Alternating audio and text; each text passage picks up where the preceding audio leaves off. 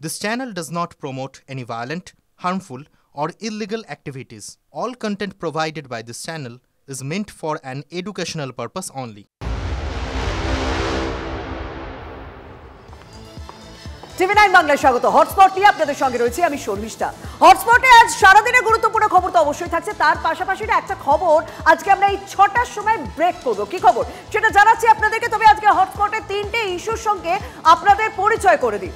হটস্পটে প্রথম ইস্যু বন্দুকের খোলা বাজার। আপনি অর্ডার দেবেন বন্দুক, আপনার বাড়িতে ডেলিভারি হয়ে যাবে, অর্থাৎ বন্দুকের হোম ডেলিভারি। আর মাত্র 40 থেকে 50 হাজার টাকা দিলেই পেয়ে যাবেন অত্যাধুনিক বন্দুক। কোথায় জানাবো আপনাদেরকে। দ্বিতীয় ইস্যু সেফ করিডর। না এই হাসপাতালে করিডরকে আমি সেফ বলছি না। সেফ করিডর কোথাও দুষ্কৃতীদের কাছে আমাদের বাংলা হয়ে যাচ্ছে। বিশেষ করে শহর কলকাতা এবং শহর কলকাতা লাগোয়া কিছু আবাসন যেন তাদের কাছে সেফ জোন। কোথায় জানাবো এবং কিভাবেই তাদেরকে গ্রেপ্তার করা হলো জানাবো আপনাদেরকে। তৃতীয় বিষয়, থার্ড ইস্যু, বাঙালি আবেগের টক্কর। আসলে জানেন তো, বাঙালি আবেগের টক্করে এখন এক একজন নেতা এক এক রকম বক্তব্য রাখছেন, যেন তারা কেউ পয়েন্ট তোলার চেষ্টা করছেন। তারা তাদের বক্তব্যের মাধ্যমে কোনো নেতা বা নেত্রীর কাছের মানুষ হওয়ার চেষ্টা করছেন কি, কিন্তু আদতে বাঙালি যারা রয়েছেন ভিন্ন রাজ্যে তাদের অবস্থা কি, সেই ছবি আপনাদের সামনে তুলে ধরবো। তবে সবার প্রথমে আমার নজর মালদার দিকে।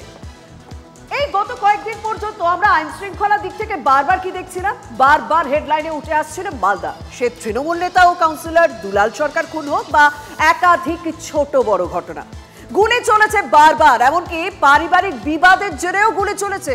আর এবার তো ভোট আসছে, মালদায় কি তাহলে অস্ত্রের রমরমাও বাড়ছে? মাত্র 40 থেকে 50 হাজার টাকা দিলেই হাতে পেয়ে যাবেন বন্দুক। ভাবছেন এত অস্ত্র আসছে কোথা থেকে, কি করে মালদায় বন্দুকের খোলা বাজার হয়েছে? উত্তরটা খুব সহজ, বিহার এবং ঝাড়খণ্ড। মালদার যদি আমি একটুখানি ভৌগোলিক অবস্থানটা দেখি, একদিকে বিহার ঝাড়খণ্ড রয়েছে, অন্যদিকে বাংলাদেশ রয়েছে। চোরা কারবারের বিরাট বড় করিডর এই মুহূর্তে যেন মালদায় পরিণত হয়েছে। গত কয়েক মাসে অস্ত্র উদ্ধার থেকে মিডলম্যানদের পাকড়াও, সমস্ত কিছু হয়েছে, কিন্তু অস্ত্রের কারবারে লাগাম টানা গিয়েছে কি?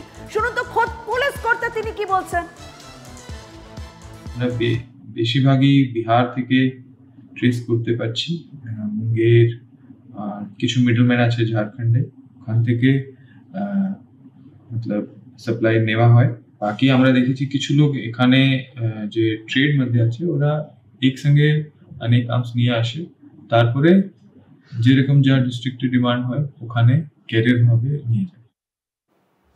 আমরা এসপির বক্তব্য শুনলাম। মালদার এসপি, যে মালদায় একের পর এক আইন শৃঙ্খলা নিয়ে বারবার প্রশ্ন উঠেছে, সেই মালদার এসপি তিনি খোদ স্বীকার করে নিচ্ছেন বিহার এবং ঝাড়খণ্ড থেকে মালদায় অস্ত্র আসছে এবং তা খোলা বাজারে বিক্রি হচ্ছে। কিন্তু আমি আপনাদের সামনে তুলে ধরবো ঠিক কোন 5টা রুটে এই বন্দুকগুলো আসছে। সেই রুটটা যদি আমি আপনাদের সামনে তুলে ধরি, রুট 1 বিহার থেকে সাহেবগঞ্জ হয়ে মালদায় আসছে অস্ত্র এবং তার মাঝখানে কাটিহার কোথাও একটা করিডর রয়েছে। এবার নেক্সট প্লেট আমি একটুখানি চালাবো। নেক্সট প্লেট ঝাড়খণ্ড থেকে যে কোনো পথে, এবং সেখানেও কিন্তু একটা করিডর কিন্তু সাহেবগঞ্জ আমরা দেখতে পাচ্ছি। ঝাড়খণ্ড থেকে যে কোনো পথে সেটা মালদাতে এসে পৌঁছচ্ছে। এটাও একটা হচ্ছে অস্ত্র কারবারিদের কাছে রুট। আমি নেক্সট প্লেট চাইবো। তৃতীয় রুট এই মুহূর্তে আমাদের কাছে কি, আমোদাবাদ। আমোদাবাদ যে জায়গা রয়েছে, বিহারের যে আমোদাবাদ রয়েছে, সেই আমোদাবাদ থেকে কিন্তু তা সড়ক পথে একেবারে পৌঁছে যাচ্ছে হরিশ্চন্দ্রপুর, অর্থাৎ মালদাতে পৌঁছে যাচ্ছে অস্ত্র। আমোদাবাদ এটা কিন্তু যদি বিহারের মুঙ্গেরের একটা বড় অস্ত্রের কারবারের জায়গা হয়, আমোদাবাদও কিন্তু একটা বড় অস্ত্রের জায়গা বিহারের। সেই আমোদাবাদ থেকে অস্ত্র চলে যাচ্ছে হরিশ্চন্দ্রপুরে, মালদার হরিশ্চন্দ্রপুরে। আমি এই পরের নেক্সট প্লেটটা আমি একটু চালাবো। চতুর্থ রুট রাজমহল। রাজমহল থেকে, ঝাড়খণ্ডের রাজমহল থেকে আমরা মানিকচকে অস্ত্র আসতে দেখছি। কোন রুটটা তারা নিচ্ছে বলুন তো? এই যে মাঝখানে গঙ্গা রয়েছে, সেই গঙ্গা পার হয়ে অর্থাৎ নদী পথে, রাজমহল থেকে নদী পথে মানিকচকে অস্ত্র চলে আসছে। এবার শেষ রুট 5 নম্বর রুটটা আমি একটু চালাই। 5 নম্বর রুটটা আমি চালালাম। বিহার, বিহার অর্থাৎ হচ্ছে বিহার একটা বড় জায়গা, বিহার এবং ঝাড়খণ্ড একটা বড় জায়গা, সেখানে মাল্টিপল রুট রয়েছে। সেই মাল্টিপল রুট হয়ে সাহেবগঞ্জ দিয়ে কোথাও, আর কোথাও পূর্ণিয়া হয়ে মানিকচক বা মালদায় এসে অস্ত্র পৌঁছাচ্ছে। অর্থাৎ এই জায়গাগুলো, এই 5টা রুট এই মুহূর্তে চোরা কারবারিদের কাছে মেন করিডরে পরিণত হয়েছে, যেখান থেকে বারবার অস্ত্র আসছে। আর প্রশ্নটা কোথায় জানেন, এত তথ্য পুলিশের কাছে রয়েছে, কিন্তু পুলিশ কেন করা হতে পারছে না? প্রশ্ন আমাদের। পুলিশের দেওয়া তথ্য বলছে চলতি বছর জুন মাস পর্যন্ত মালদা জেলায় 41টি অস্ত্র উদ্ধারের ঘটনা ঘটেছে। গ্রেপ্তার হয়েছে 75 জন, 71টি অস্ত্র উদ্ধার হয়েছে, 124 রাউন্ড গুলি উদ্ধার হয়েছে, 16টি ম্যাগাজিন উদ্ধার হয়েছে। সব থেকে বেশি অস্ত্র কোথায় উদ্ধার হয়েছে বলুন তো? যে জায়গাগুলো আপনাদের সামনে তুলে ধরলাম, বৈষ্ণবনগর, কালিয়াচক, মানিক চক ও ইংরেজ বাজার। অর্থাৎ মালদার এই পয়েন্টগুলো হাবে পরিণত হচ্ছে, যেখান থেকে বিহার এবং ঝাড়খণ্ড থেকে এই হাবগুলোতে অস্ত্র চলে আসছে। আর এই তথ্য সব থেকে বেশি চাপে ফেলেছে কাদের বলুন তো? জেলার ব্যবসায়ীদের। চুরি, ডাকাতি, তোলাবাজি, ছিনতাই ক্রমাগত বেড়ে চলেছে, আর এলাকার ব্যবসা যারা করছেন তারা রীতিমতো ভয় আতঙ্কে রয়েছে। দেখুন, অস্ত্র এখন মোটামুটি টাকা ফেললে অস্ত্র পাওয়া যায়, 40-50 হাজার টাকার মধ্যেই অস্ত্র পাওয়া যাচ্ছে। খুব ভালো হচ্ছে, পিস্তল, রিভলভার এই ধরনের অস্ত্র পাওয়া যাচ্ছে। প্লাস মহিলারা ক্যারিয়ার হিসাবে কাজ করছে, মহিলারা এসে আপনি টাকা দিলে আপনার বাড়িতে পৌঁছে দিয়ে চলে আসে। আমরা মালদার ব্যবসায়ীরা কিন্তু আতঙ্কিত, মানে যে কোনো সময় যে কোনো দোকানে লুট হয়ে যাবে। ব্যবসায়ীর বক্তব্য শুনেন, খুব ভালো অস্ত্র 40 থেকে 50 হাজার টাকায় পেয়ে যাবেন, এবং আপনি যদি অর্ডার দেন তাহলে আপনার বাড়িতেও পৌঁছে যাবে মালদায়। এবং এই দুলাল সরকার খুনের পর কিন্তু আমরা দেখেছিলাম মুখ্যমন্ত্রী জেলা পুলিশকে বাড়তি অ্যাক্টিভ হতে বলেছিলেন, কিন্তু আমাদের তো প্রশ্ন, পুলিশ কি অ্যাক্টিভ হতে পারলো? আপনার ওখানে তো আজকে আমার একজন পুরো সহকর্মীকে মার্ডার হয়ে গেল এসপির অপদার্থতার জন্য, পুলিশের গাফিলতিতে। অফকোর্স এখন ব্যাপার হচ্ছে, অস্ত্রের কারবার নিয়ে শুধু যে জেলার ব্যবসায়ী মহল চাপে রয়েছে তা নয়, বেআইনি অস্ত্রের রমরমায় বাড়ছে রাজনৈতিক খুনোখুনি। দুলাল সরকার খুনেও জড়িয়েছিল বিহারের দুষ্কৃতীদের নাম, আর সেই দুলাল সরকারের স্ত্রী চৈতালি সরকার এখন তৃণমূলের জেলা চেয়ারপারসন। সেই চৈতালি সরকারের কাছেও আমরা পৌঁছে গিয়েছিলাম, তিনি কি বলছেন এই ঘটনা নিয়ে? বেশ কিছু অসৎ মানুষ এগুলোকে প্রশ্রয় দিয়ে আজকে এই জায়গায় পৌঁছে দিয়েছে। যারা এই অসৎ কাজগুলোতে এইগুলোতে যারা আছে তাদেরকেও আমার মনে হয় সেই মাথাগুলোকেও ধরা উচিত। নিশ্চয়ই আমাদেরও দলের মানুষজনকে দেখতে হবে যে এরকম মানুষজন যেন আমাদের দলে যোগদান না করে। পুলিশকে আরো কড়া হতে হবে, এটাই তো প্রশ্ন। খোদ পুলিশ কর্তা তিনি মেনে নিচ্ছেন যে খোলা বাজারে পরিণত হয়েছে মালদা বন্দুক বা অস্ত্রের ক্ষেত্রে। আমাদের প্রশ্ন, পুলিশের কড়া হতে আপত্তি কোথায়? তারা তো সবকিছু জানে। এই যে রুটগুলো আমরা আপনাদের সামনে তুলে ধরলাম, এটা তো পুলিশেরই দেওয়া রুট, পুলিশেরই দেওয়া তথ্য। রাজনৈতিক চাপ কি কোথাও তাদের মাথার উপর রয়েছে? জেলার বিরোধীরা কিন্তু সেই দিকেই তীর ছুড়ছেন। পুলিশ তো শাসক দলকে সিকিউরিটি দিতেই সবসময় ব্যস্ত, হয়তো টাইম নেই। পুলিশ এটা খবর রাখতে পারছে না, নিশ্চয়ই এর সঙ্গে শাসক দলের লোকজন যুক্ত আছে এই চক্রটার সঙ্গে। তার জন্য পুলিশ জেনেও কিছু করছে না, না দেখার ভান করছে। সরকার তো চায় যে গোটা রাজ্যটা অপরাধীতে ভরে যাক, এই অপরাধীরাই ভোট লুট করবে, এই অপরাধীরাই মানুষকে ভয় দেখাবে, এই অপরাধীরাই গোটা রাজ্য জুড়ে মানুষকে সন্ত্রস্ত করে রাখবে এবং তা শাসকের অনুগত থাকবে। শাসক দলকে যদি প্রশ্ন করা হয় না, শাসক দল কিন্তু বারবার ওই পুলিশের কোর্টেই বল ঠেলে। আর সঙ্গে বিহারে বিজেপি জোট তো রয়েছে, তাই স্বাভাবিকভাবে বিজেপির জোট সরকারের দিকেও আঙুল তুলবে রাজ্যের শাসক দল।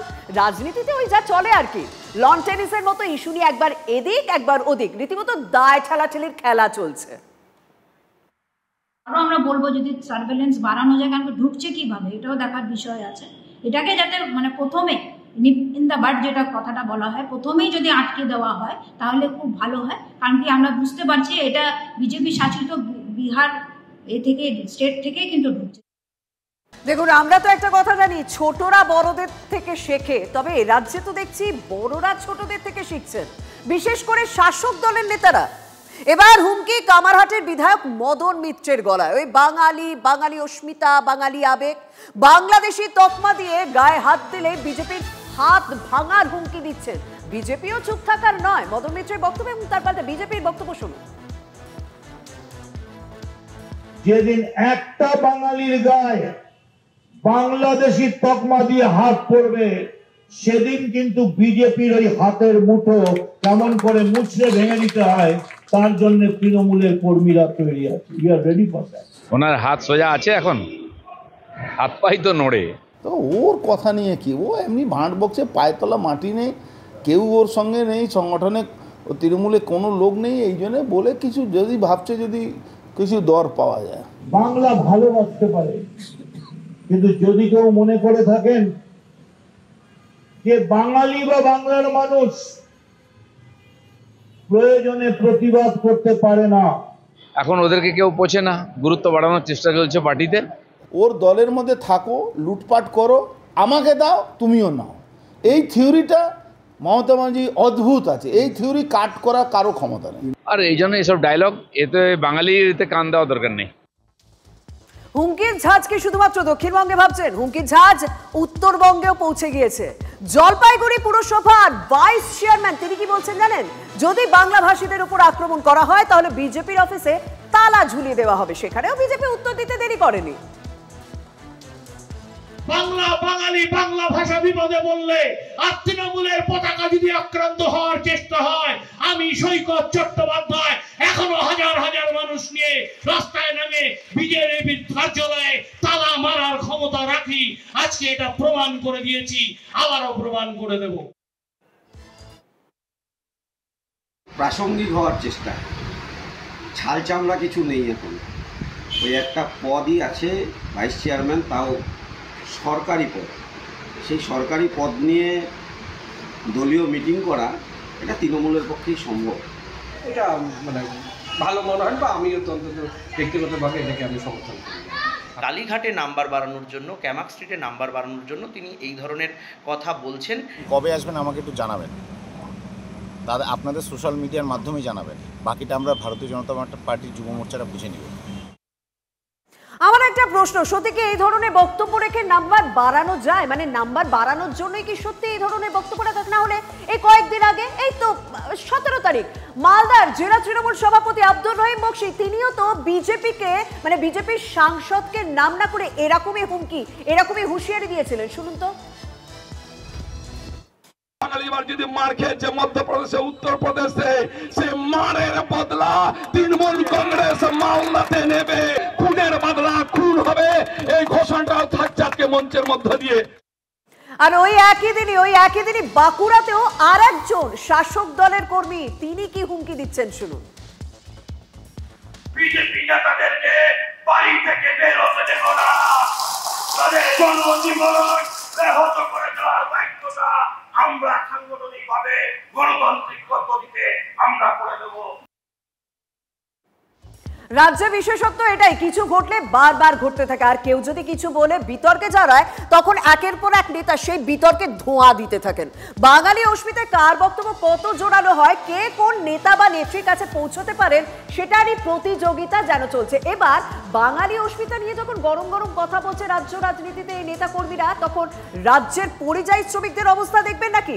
আমি 5টা জায়গার ছবি আপনাদের সামনে তুলে ধরবো। মুর্শিদাবাদের সবার প্রথমে, তামিলনাড়ুতে আক্রান্ত বাংলার মুর্শিদাবাদের পরিযায়ী শ্রমিক, মেরে হাত ভেঙে দেওয়া হয়েছে। প্রাণ ভয়ে তারা বাংলায় পালিয়ে এসেছেন, সেই কারণেই বেঁচে গিয়েছেন।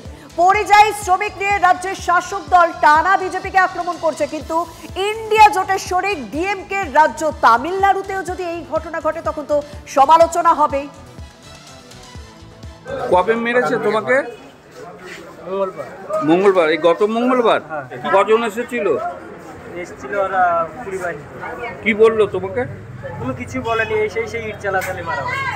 তারপরে আবার একবার লেগেছে, আমি পালিয়ে গেছি, ছাদে লুকাল ছিলাম। কাজে গেছিল আজ থেকে 15 দিন আগে।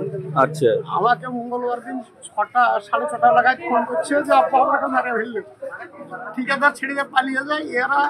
এবার রানাঘাটের একটা ঘটনা আপনাদের সামনে তুলে ধরি। মহারাষ্ট্রে প্রায় 7 মাস ধরে আটক মতুয়া 2 সন্তান মণিশঙ্কর বিশ্বাস এবং নয়ন বিশ্বাস। তারা তাদের মতুয়া কার্ড পর্যন্ত দেখিয়েছেন, তবুও তাদের রেহাই মেলেনি, তাদেরকে গ্রেপ্তার করা হয়েছে। রানাঘাটের পাশাপাশি চাপড়া সেই একই জেলায় নদিয়ায় বাংলায় কথা বললে বাংলাদেশি তকমা দেওয়া হচ্ছে, পরিচয়পত্র দেখানো সত্ত্বেও হরিয়ানায় আটক করা হয়েছে নদিয়া চাপড়া ব্লকের বেশ কয়েকজনকে।